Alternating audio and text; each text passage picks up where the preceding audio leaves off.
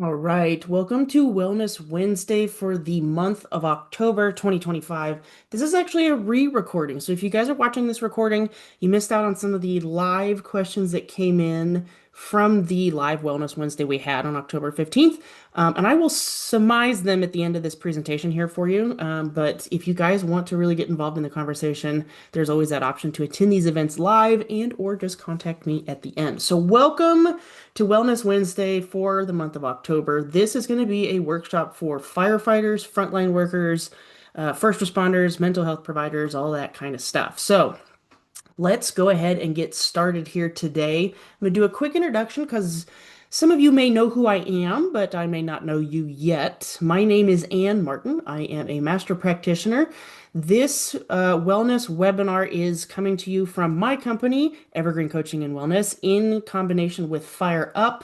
This is something that we do pretty consistently. Once a month, we have a wellness briefing on different kinds of topics directed at different kinds of people for different seasons. So today is optimally prime for as we transition into kind of these more wintry months as we get to the end of fire season, as we get to some of these more seasonal depression type areas, that this is going to be really beneficial for you guys in the space. And if you ever want to come back to this information, we're going to have it posted and recorded so that you can come back and look to it when you have the time and capacity to do so. So again, my name is Ann Martin. I am a first responder, a facilitator, a teacher, a coach, a student. I love continually learning about all this material and how it applies to different kinds of groups of people. I was a wildland firefighter for 14 years. I was also a police officer and EMT. It is my passion to bring transformation to groups and individuals with one-on-one, as well as retreats and small classes like this, as well as working with other departments and groups of people. My intention for you in this webinar today is to provide you with a focused presentation that allows you to learn something that you haven't recognized before and then have the motivation to take action, regardless of how your state is currently. So, wildland firefighters and frontline workers, first responders, were trained for endurance, not necessarily emotional processing or release. But it is an essential part of being healthy in all of these professions. So I'm going to teach you good ways to be able to do this. So over time, unprocessed stress turns into burnout, disconnection, and physical symptoms. So today's goal is to be able to learn and recognize emotional signals early, and that's going to be kind of the theme here is being able to work with our emotions because they're just pieces of information that our body is telling us. We're going to be able to recognize those early. We're going to practice small tools for recovery, things that are easily done, and then strengthen our community connection and be able to do this in a group with other people because we're not supposed to be isolated and working on ourselves alone. Some people do really well on their own, but that should not be the only thing that you are doing. So, as we get started here, let's look at emotional awareness and education. So, what the heck is an emotion?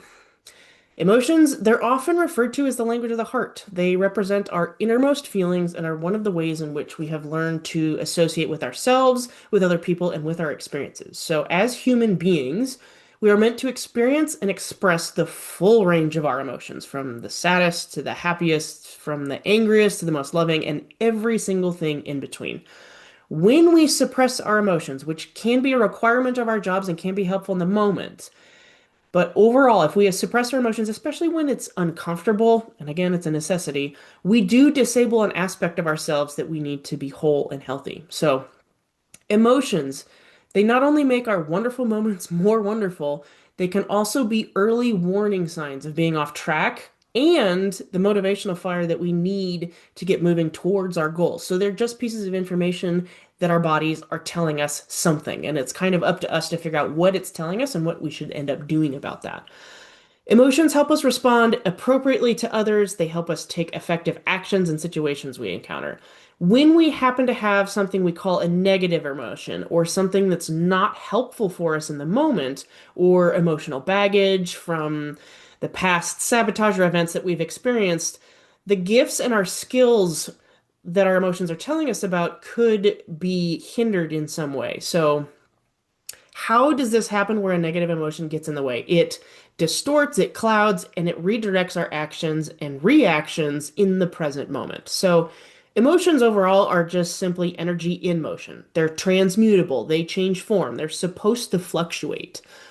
How we experience emotions is something happens in our experience, so something happens, and we figure out what that is through our senses, through our five senses. Then we have a feeling. So something happens, we sense it, then we have a feeling, then we have a judgment or a connection of that feeling. So we have to make sense of what that feeling is, and then we have a thought, and then usually an action after that. We do something about it. So something happens, we experience it with our senses, we have a feeling, we have a categorization of that feeling, and then we have a thought and possibly an action. Our minds are wired to understand experience, so it wants to make categorizations and judgments of those feelings so it can make sense of them. Where we get into trouble is we tend to slap labels on experiences so we can categorize them, which in and of itself is actually a really helpful thing, but it can be unbeneficial when we start to put those in negative experiences. So let's talk a little bit about the unconscious mind. It's a pretty amazing part of your experience. And it's actually really helpful for us in that sometimes it represses like painful or difficult memories or emotions, which, like I said, in the moment is really good. And it actually goes back to our mammalian brain where it just wants us to experience happiness and it wants us to avoid uncomfortable things. So the unconscious mind's mission is to see that you survive so that it can protect you from things that are uncomfortable or something like an unresolved negative emotion. It will wait until it thinks you're ready, or the danger of not resolving these emotions is actually greater than the danger of facing them. So it will present you with an opportunity to work with it. And it's when we suppress that that things start to come up later. When your unconscious mind thinks you're ready, or that the time is right, it will present you with these unresolved emotions to your conscious mind so that you can deal with them. So it's going to go from like habitual type feelings to then being presented to you where something is off. And this often happens suddenly and without any apparent reason. So, unresolved grief. And this is a study that was done at the Mayo Clinic from some of the oncologists there. And I know we're talking a little bit about cancer, but this definitely spans among many other people, myself included. So, unresolved grief or negative emotions can surface years later or even moments later as headaches, relationship issues, intestinal problems, mental health difficulties, eating disorders, chemical dependency and addictions, or other health issues. So, if you want to start making a change in some of these experiences that you're having that are negative, that are not getting you where you want to go, you need to start looking at your unconscious habits and beliefs. What do you turn to when you're uncomfortable and things get difficult? Do you choose the easiest way out and just to relieve your discomfort and move on? Or do you choose a healthier option that will allow you to feel like the healthy human that you really intend to be? The unconscious mind is the place where our deep-seated beliefs, values, attitudes, memories, and actions reside. So this is also the unconscious mind is a place where a majority of your energy and your power comes from.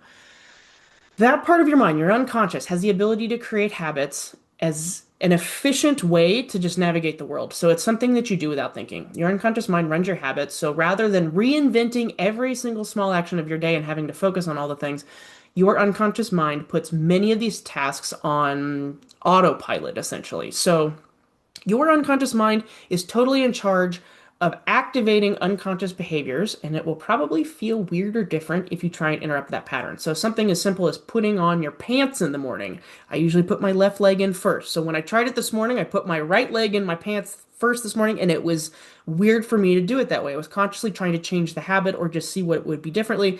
I was a little off balance, that kind of a thing. So, if you try and change unconscious habits, it might feel odd at first, but it is a way to change things really effectively. So, the way you start to do this in a way that's going to be more consistent and meaningful is changing an ingrained habit with the combination of using your unconscious and your conscious mind. So, if you try to just change it by thinking about it, you probably would have already done it. And usually it's not going to stick. The changes that we try don't stick because your unconscious mind isn't on board for some reason. Once you get those two to start talking to each other and get focused on the same goal, the change can actually be fairly easy. So the idea here is how do you start communicating with and understanding your unconscious mind? Some examples, and this is not a full list, but you can start listening to your gut and see what your intuition tells you. You can spend time recognizing when your mind and body are connected. You feel a sense of congruency and calm, and you're able to think clearly. You can learn what you value and why. What are you prioritizing, especially unconsciously, and why is the inclination for that? You can also become aware of something that you want to change and figure out why you have that inclination to change. So, what isn't working for you, and what are the circumstances around that? If this is something you're interested in doing and really communicating with your conscious and unconscious mind and getting them on the same page, it can really be helpful starting a little bit and getting some ideas on your own, and then doing some one-on-one work or some self-reflection with an intentional focus, or even in small groups can be helpful. So, when we talk about changing some of the information coming into our minds. I talked a little bit earlier about we have an experience with our senses. We have a feeling, we have a categorization of that feeling, and then we have a thought and most likely an action. That's where we need to start making changes is in this process. Now, the way we feel things, the way we experience things through our senses, there's a concept that at any given moment, there are 2 million bits of information that we have available to us. Feelings, thoughts, senses, taste, smells, all sorts of different pieces of information are essentially bombarding our systems at any point in time. And we can only consciously come up with the science is about 126 bits, plus or minus 7, if you want to get into it. Your conscious mind can only take on that so much information at once to actually make sense of things. And we delete, distort, and generalize all the rest of it to find out which of those 126 bits is most important to us at the time. So, if you really want to start making changes, you need to find out how you're deleting, distorting, and generalizing different pieces of information to find out what's the most important to you in that moment. So, I was not particularly aware of how my butt is sitting in my chair until I was just starting to prioritize that in my mind just now. Otherwise, I'm just sitting and having a great conversation with you guys, and I wasn't really focused on feeling any parts of my body on how I'm sitting. So, when we start to make changes, we just need to focus on different pieces of that information that we want to come into our minds. Let's take a look here at burnout and recovery. As first responders, we are often trained to override our needs in order to serve others, but ignoring these needs long term leads to depletion, disconnection, and burnout most of the time. So, usually, the solution for this is a bit more self awareness and a means with other things. Self awareness means paying attention to your body, your mind, your heart, your spirit, what they're telling you before they start screaming at you and producing other symptoms within your body. So, the definition of burnout is emotional, physical, and cognitive exhaustion caused by prolonged stress and imbalance between output and restoration. So, in these high intensity professions like we are all in, like firefighting, the body learns to live on adrenaline. And over time, that constant alertness creates a nervous system that really just doesn't know how to calm down because burnout's created basically when your body's in survival mode, and that becomes your baseline. So it doesn't understand much else of that calm state that you should be dropping into every once in a while. Some of the things that can show up when you're experiencing burnout or just before you kind of experience it are physical symptoms and things that come up, especially in the mental and emotional field, like depression, anxiety, and hypervigilance. So, the definition of depression on here, it's just a general definition, is a common and serious mental health condition if it's diagnosed, characterized by persistent feelings of sadness, hopelessness, and loss of interest. It can significantly impact a person's daily life, relationships, and overall well being. Now, you can have depressive like symptoms or emotions, and this is usually kind of a cue for us to note that something is going on in our bodies that is not particularly helpful and we need to make some sort of change. So, before this becomes a whole clinical diagnosis, you can identify experiences of, like the emotions of, and then start to activate other skills, other habits that I'm going to teach you here momentarily to do something about it. Same with anxiety and hypervigilance. I put these together because they're kind of in the same field. Anxiety, if diagnosed, is a mental health condition characterized by excessive worry, fear, and nervousness, and that is not the only thing that it can be. But it can show up and produce feelings of overwhelm, difficulty concentrating, irritability, rapid heartbeat, all these different kind of physical symptoms that are showing you something is off or something is unbalanced, and that if you would like to feel differently, which I'm pretty sure all of us would in that circumstance, you need to do something that intervenes with that feeling, with that process. And sometimes it's just feeling the feeling and allowing that to move through you to get to the end of it. The circumstances that bring on some of these symptoms are going to be pretty unique to each person, as some people experience more anxiety with the similar events than other people. But again, it's just a symptom or a piece of information that's telling you that something needs to change. Let's talk about a concept that I like to call depletion. So usually this happens because we're in some sort of high demand. We're in constant readiness, we're adrenaline driven, we're super high focused. That then leads to disconnection when it's not helpful for us and it's overwhelming our system. Disconnection looks like emotional numbing, it looks like withdrawal, it looks like just not being as focused anymore. That then leads to depletion. That looks like fatigue, low motivation, cynicism. The way that we get through this is an awareness. You have to be aware of something to effectively take action. Otherwise, you're kind of just pulling straws out of a hat and hoping for the best. So, awareness is recognizing something's off. And it doesn't have, you don't have to define it right away, but just being aware that something is off. Then comes the step of restoration. Once you become aware of the thing, it can help to define it, but it can also help to define where else you'd like to go instead. This also looks like restoration, a reconnection with yourself, some rest, finding purpose and meaning, and talking to people. So, recovery from these experiences.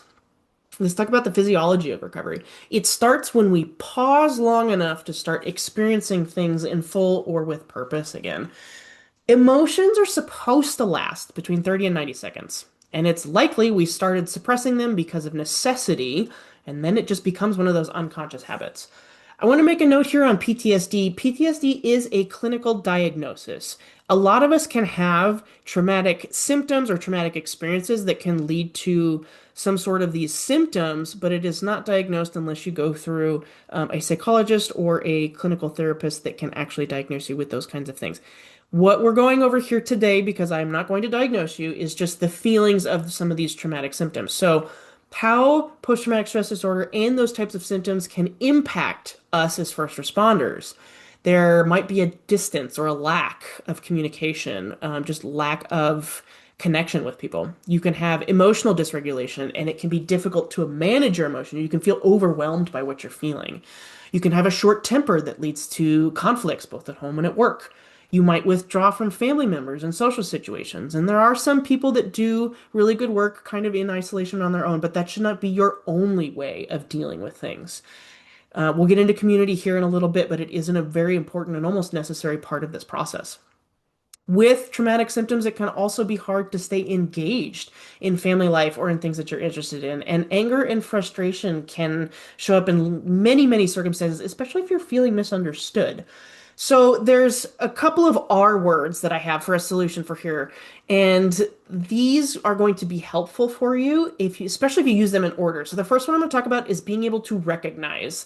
So noticing the signs, fatigue, loss of joy, cynicism, we're just recognizing that something is off.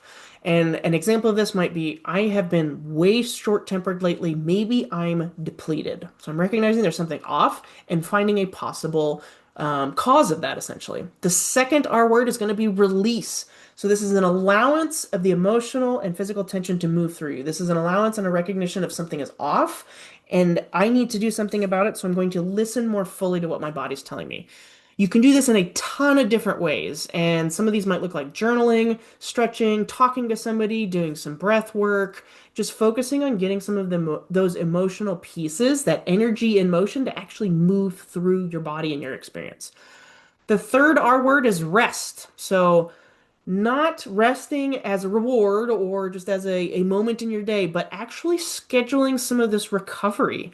Rest is going to look different for different people, but it can look like downtime, different shifts, being out in nature, sleeping, doing something creative, just making sure that you're doing this consistently so that your nervous system is not constantly overwhelmed. And now that we're in some of this transition time period within this year, this is a great time to start prioritizing this a little bit more every day.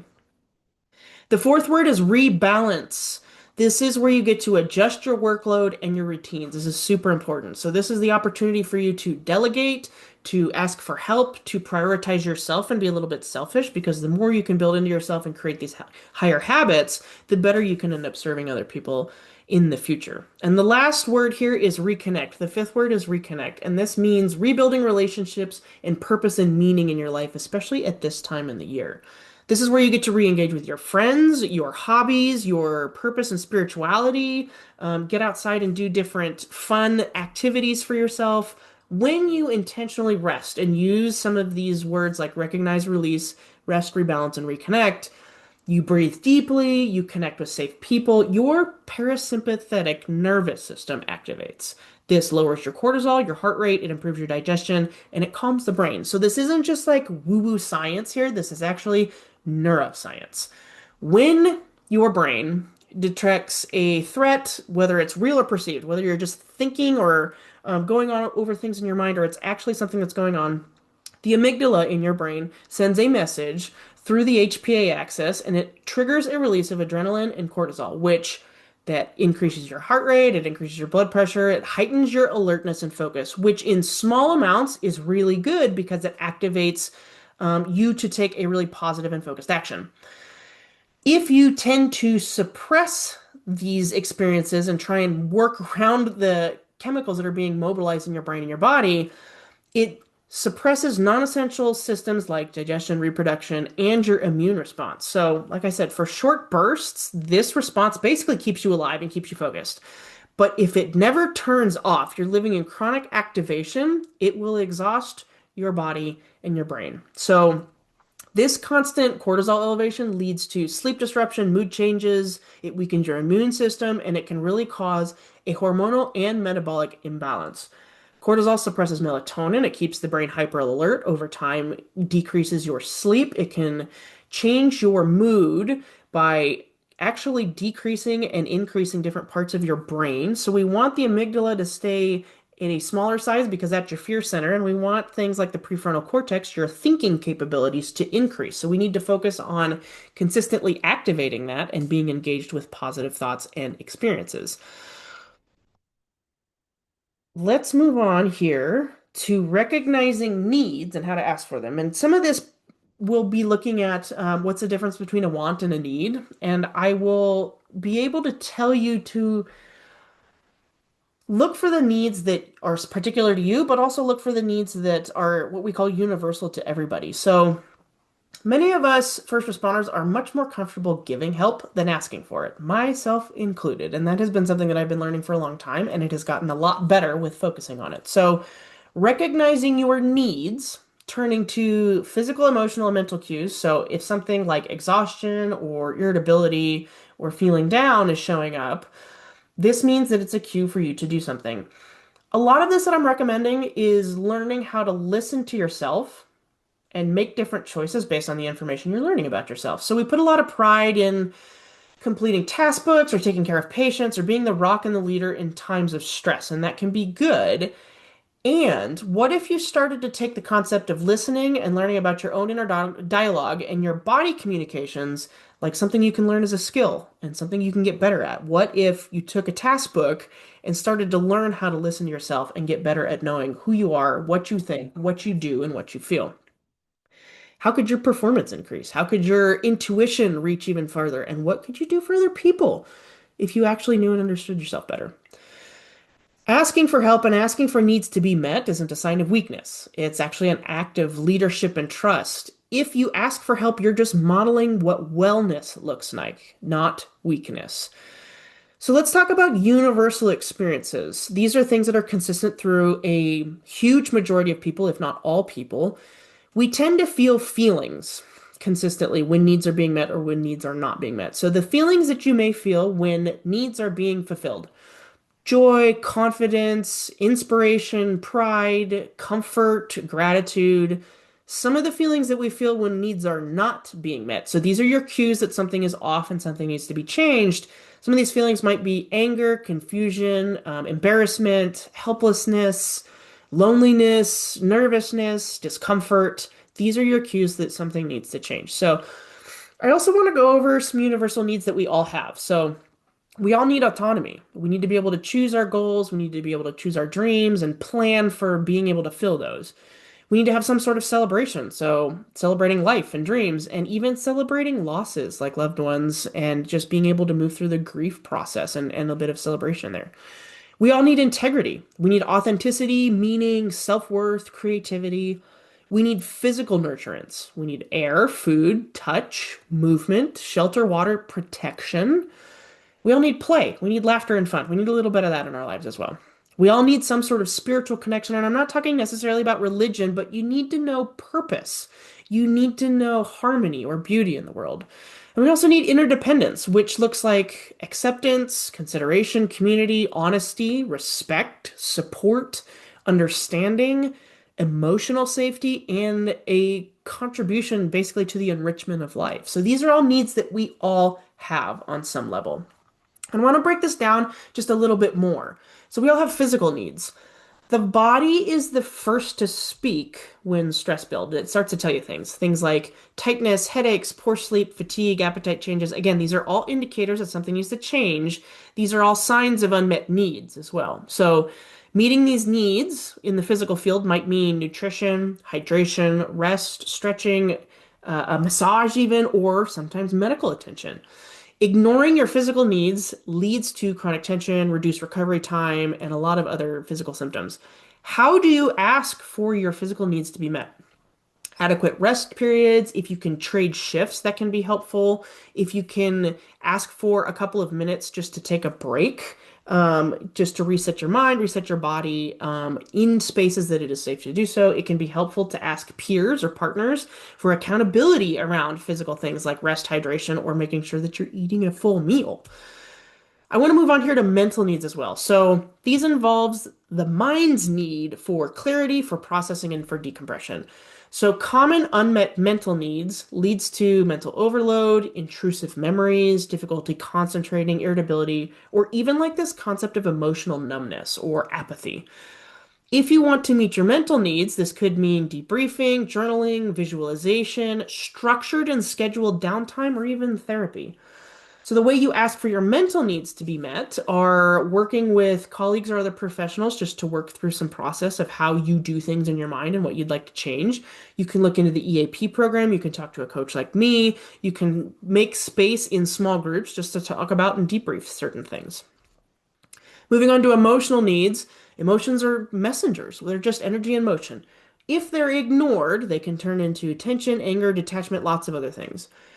Emotional needs include being seen, being heard, being validated, and being allowed to feel. You have to be able to experience life. So, meeting these emotional needs might mean spending time with someone you trust, a pet, a coach, engaging in some sort of creative expression and moving through those emotions, allowing that energy and motion to actually move. How to ask for these emotional needs to be met. Sometimes it helps just identifying the feeling. I'm overwhelmed. I'm sad. I'm frustrated. And then figure out what could help you move through that process. Is it just feeling the emotion for 10 seconds? Is it asking for some help from somewhere? Trusted friends, partners, pets. You're looking for, in the emotional process, though, you're looking more for empathy, not necessarily solutions. Somebody else is not going to be able to tell you how to work with your emotions specifically because only you truly know how they feel. So you're looking for some way in helping you find the solutions. So if you're looking for assistance with that, look for empathy. Moving on to spiritual needs, it doesn't mean religion necessarily. It's your connection to meaning, it's your connection to service, or something greater than yourself. So, an unmet spiritual need shows up as hopelessness, loss of purpose, cynicism, some of those things that I mentioned before. And meeting them might mean reflection, time in nature, meditation. And I know meditation can be very different for different people, but even just spending a couple of moments recognizing how your mind and body feel right now is a great place to start. So, how you ask for your spiritual needs to be met, you can ask crew, leadership, peer mentors, coaches, ways to include moments of mindfulness into your daily routines, being able to just reconnect with your purpose a couple of times during the week. Knowing your needs overall, let's talk about needs just in general. Knowing your needs isn't selfish, it's really truly leadership. It's knowing yourself better. It teaches others that you are taking care of yourself, that you are developing yourself, and it keeps you accountable and capable of taking care of others. There's a couple of exercises I like to do just to kind of wrap up this slide here. One of the ones that's a little bit newer to me that I actually really enjoy, and it kind of goes into a directional type experience. If we think about finding a compass, we can scan four directions. So the north direction is going to be your mind. What's on my mind right now? What are the thoughts that are cruising through my mind? If we look to the east, that's going to be your body. What sensations are going on in my body? What am I noticing with my touch, with my smell, with my taste, with my hearing? If we look to the south, that's kind of in your heart. What emotions are here? So based on the feelings that I'm feeling in my body, what kind of experiences am I actually feeling? Is it sadness? Is it hope? Is it apathy? And if we look to the west, it's kind of your energetic space. What do I need more of or less of to feel balanced? Where is my energy going and where do I want to redirect it to? So, north, let's look at what's on your mind. East, let's look at what sensations do you have. South, let's look at what emotions you're experiencing. And west, let's look at what you need more or less of. And then closing that out with a nice deep breath in and a nice deep breath out. And if you're in a group, this is a great opportunity to kind of share like a word from your compass or a part of your experience. There's another way to kind of interject some supportive material here, and it's just a super simple 2-minute reset. So choose one time each day with your morning coffee before you go to bed, right after lunch before you jump back into work. Pause and check in with that compass or with what you need right now. Just ask yourself that question. What do I need right now? Is it a breath? Is it a water? Is it to stretch your hips like it's really good for me? Another helpful thing here is to build people around you that also know your goals, your intentions, and the person you want to be so they know if supporting you in a certain way is actually helpful or not. Don't just go to the people that are enablers, like I used to be, that just wants to have a good time and just wants you to stay the way that you are. Keep consistent contact with people that know you.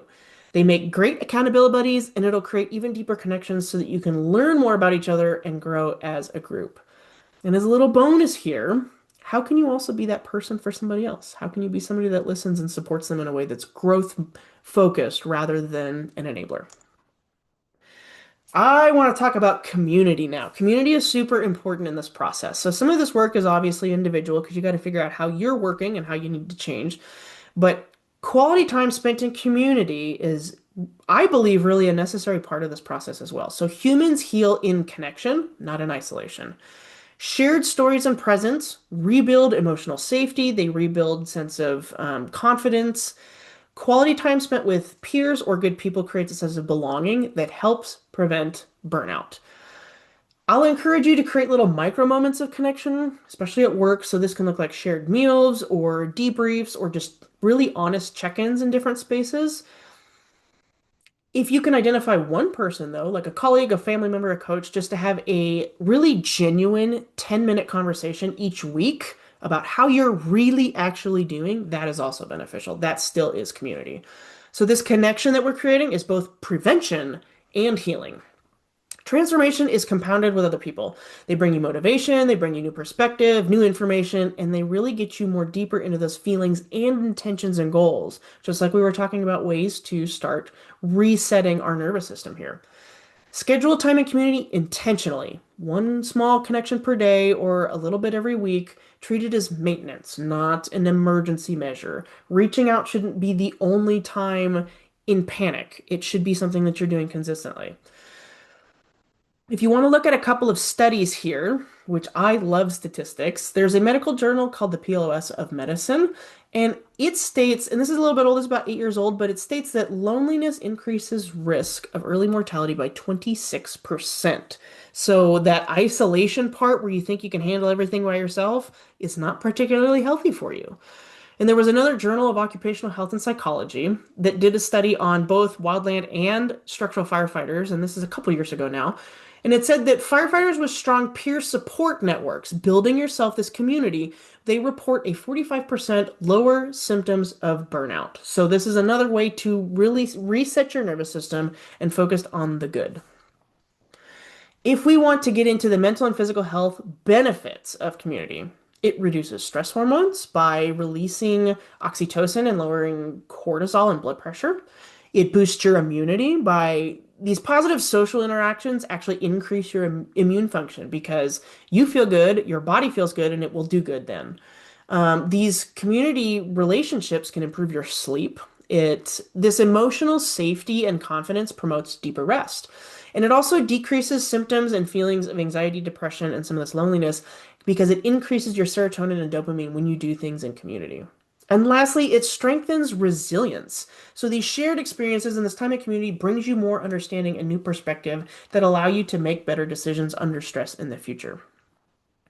I want you to share meaning, not just logistics. Talk about what matters. Don't talk about just tasks and schedules.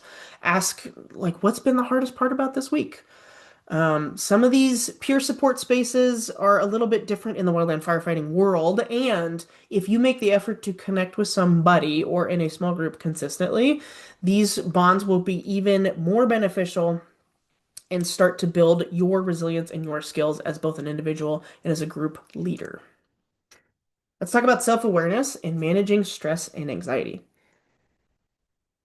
Take a quick look at this table on here. There's many types of stress signals, and a lot of that's going to be emotions, but here let's look at some of the physical indicators. Symptoms, headaches, jaw tension, chest tightness, things that your body is telling you that something is off. This is where you would bring an aspect, and this is a great question to ask yourself, where in my body do I hold stress? What is causing these symptoms? If we look at the emotional indicators, some of these emotions, irritability, sadness, numbness, overreaction, you can ask yourself, what emotion am I avoiding or minimizing? What emotions have I put off for a long time and now they're being presented to my conscious mind for an opportunity for me to work with them? If we look at the mental indicators, racing thoughts and decisions, over analyzing, hyper awareness, forgetfulness, you can ask yourself, what's taking up mental space right now? Where are my thoughts consistently focused? If we take a look at the behavioral indicators, this can look like withdrawal, over or under eating, snapping at others, overworking, some of these actions that really just aren't helpful to our overall healthy being. You can ask yourself, what have I been doing lately to cope? Or what hasn't been working for me when I do try? What am I doing when I'm uncomfortable? Stress isn't the enemy here, it's information. The overconsumption or overdone experiences of stress is what gets in the way. Stress is just telling you what matters and where your boundaries are. So it needs to start with awareness. You need to notice physically, do you have any of these symptoms? Are you increasing your caffeine and alcohol? Are you overworking? Some of the solutions here is what we're going to start looking at. So the way you start putting a note in some of this stress is simple grounding techniques. There's a lot of different options here. I'll talk about two or three for now, and then you guys can kind of practice some of these and see what works best for you. I love breathing exercises. One I recommend consistently is the 4-7-8. In for 4, hold for 7, out for 8. Just do that 3, maybe 4 times. Takes less than a minute. That can reset your nervous system enough to make more thoughtful decisions and to get your system aware enough of what's going on. The other one that the military uses consistently is a box breath. In for 4, hold for 4, exhale for 4, hold for 4, and repeat. In 4, hold 4, exhale 4, hold 4. This calms the body's alarm system.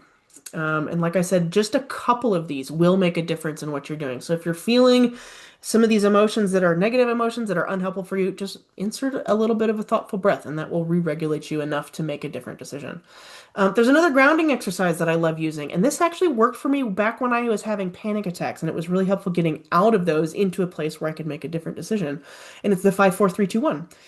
You're going to name 5 things you can see, 4 things you can touch, 3 that you can hear, 2 that you can smell, and 1 that you can taste. And if you can only feel around on your teeth, that works too.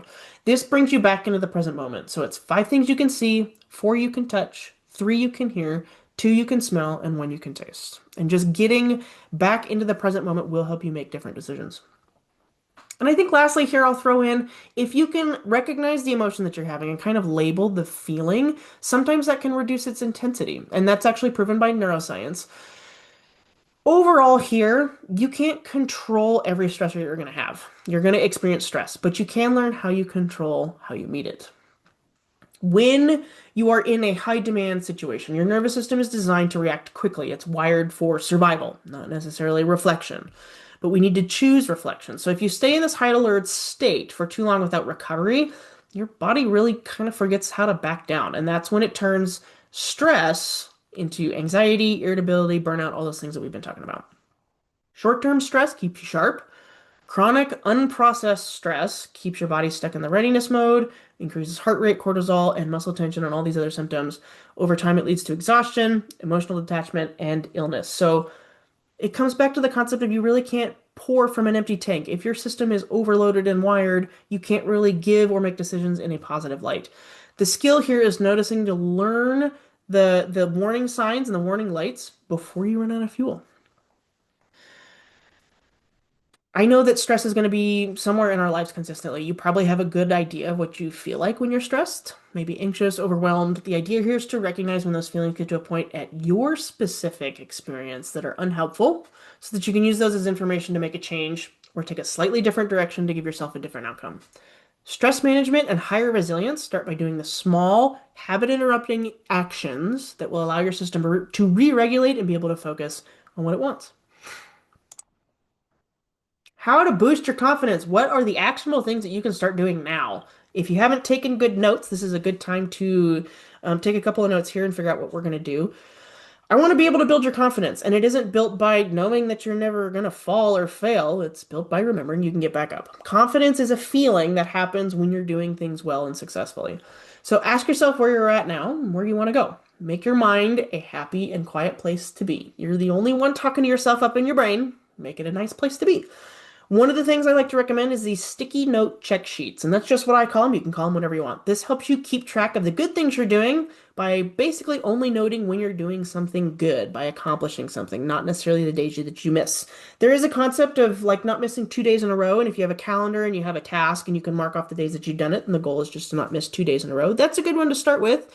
But I also like taking a couple of smaller wins. If I'm just going to look at times that I took to deep breathe. Maybe I'll do that a couple of times today, but none tomorrow. So I'm going to take a sticky note and I'm going to put out deep breathing on there. And every time I do that and interrupt my day with it and do something positive with it, I'm just going to put a little checkbox or a sticker on it. And my mind is going to say, those are the good times that I am doing these things successfully. And I'm going to keep doing them until I fill up that sticky note and then feel a sense of accomplishment so that I can start over on the next one. So you're just looking at the things that are good, telling that unconscious mind what is working for you.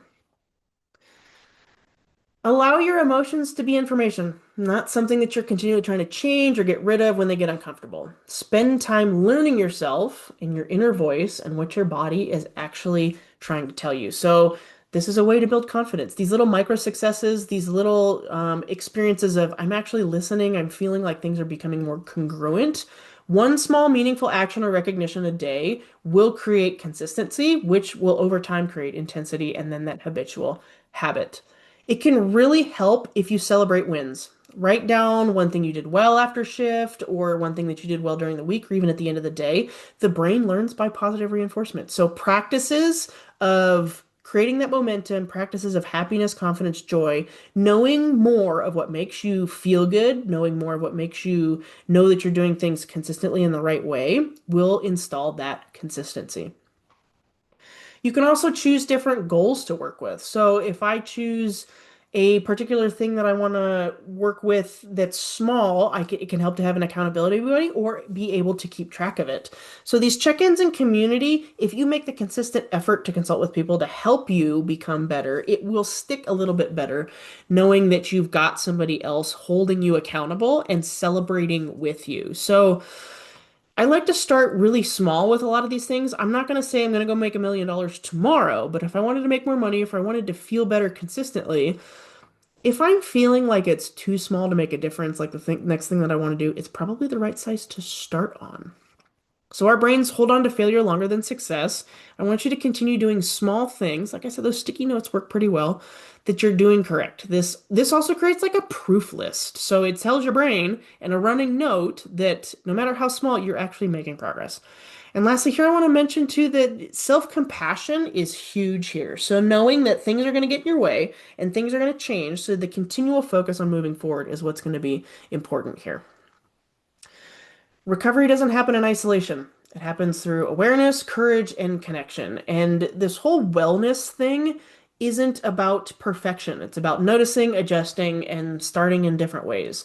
I want you to make sure that you're resonating with some of the things that you're doing well. And also, I want you to make sure that you're noticing what you're filtering. We talked about that 126 bits earlier, that you're deleting, distorting, and generalizing certain pieces of information. So what does that mean? What are you actually focusing on? Are you focused on your feelings? Are you focused on your emotions? Are you focused on just how much output you can do physically?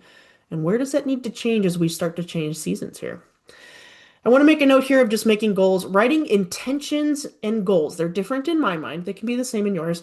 They help you identify your beliefs and then support your intentions. They help you embrace your positive emotions, build skills, and really notice places where you're successful already. It can really help to visualize these things to make them more real.